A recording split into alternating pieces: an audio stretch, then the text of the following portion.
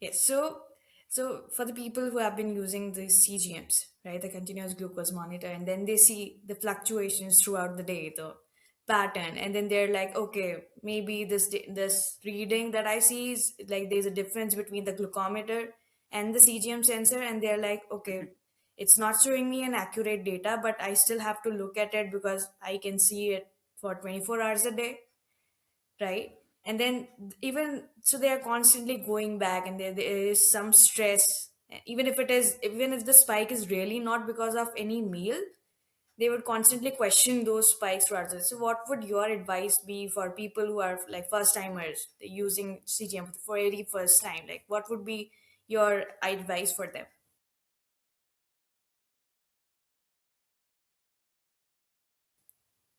Oh yeah. Okay, I love that. So I would advise them to not focus on an isolated reading, right? So the CGM, the whole purpose of it is we want to identify the patterns that we're seeing. So are you elevated in the morning, first thing in the morning? And that's going to tell us what we can do a little bit differently than if you're high after a meal.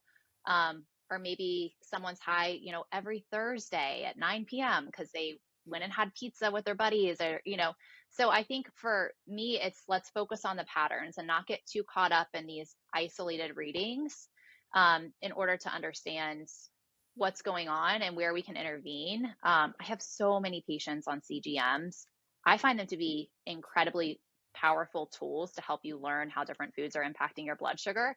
If it's not going to stress you out, if it's going to stress you out, then we're sending your blood sugar up for a whole other reason, right? So it depends on the person, but I think they're incredible tools for pattern management and being able to see like the full picture as opposed to an isolated blood sugar reading.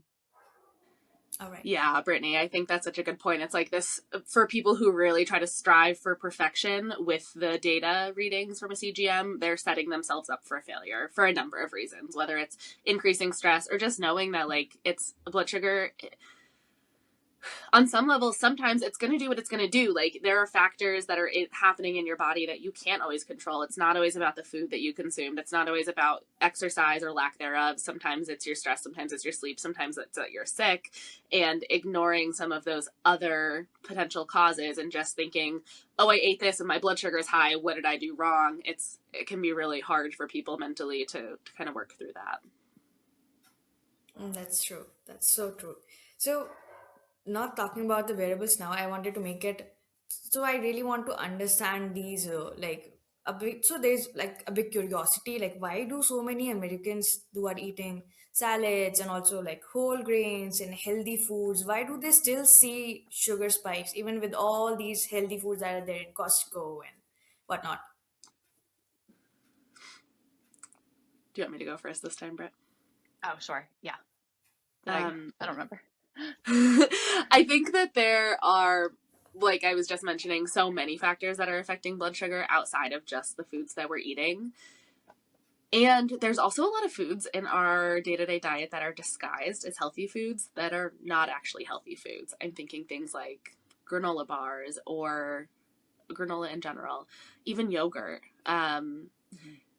Salad dressing sometimes can be surprisingly high in sugar. So, um, I think sometimes Americans are not well educated on how to evaluate their food choices, and that's where some of this comes from.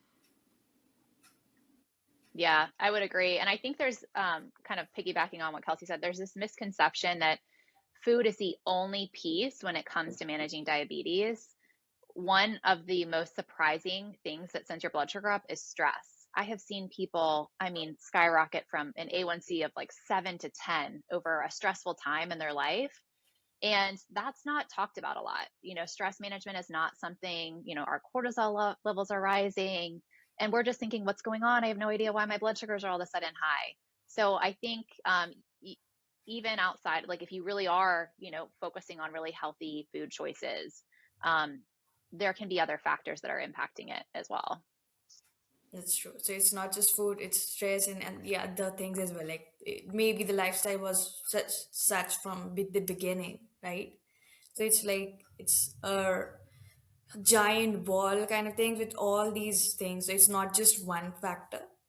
So Yeah. there are a few people. Let's say there's a couple who both had type 2 diabetes. But then, even if they have a similar kind of meal, they would spike different. And they would be like, okay, I had the same meal that you've had. Why do I see a higher spike and you do not? So, what is that? So, can you explain why there would be that difference in their post meal spikes, even if they've had a similar meal? Yeah, this is a great question. I think there's a couple different factors that are playing out here. One is just the metabolic differences, right? So you could have more lean muscle mass or, um, just body composition in general, activity level, so many different factors on stress management. I mean, all the things that kind of at a baseline are impacting our blood sugars.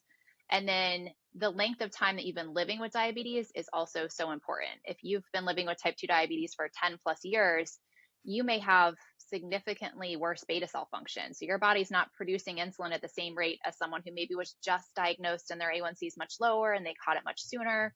And their body might be better at kind of processing their blood sugar and managing their blood sugar than someone that's been living with diabetes for much longer.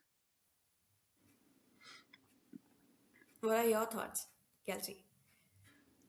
I agree with everything that Britt said. There's just like, we're all individuals and not everyone responds to food the same way. Honestly, not everyone responds to food the same way, whether or not you are living with a chronic condition. Like if I eat a meal, Brittany eats a meal, it might affect our energy levels differently. It might affect our digestion differently. Like I may get a stomach ache from eggs where Brittany's just fine. So our gut microbiomes are different. Our hydration levels might be different. There are just, humans are not simple math equations, and calories, carbs in does not always equal specific weight gain, specific amount of blood sugar spike. It's going to be really individualized.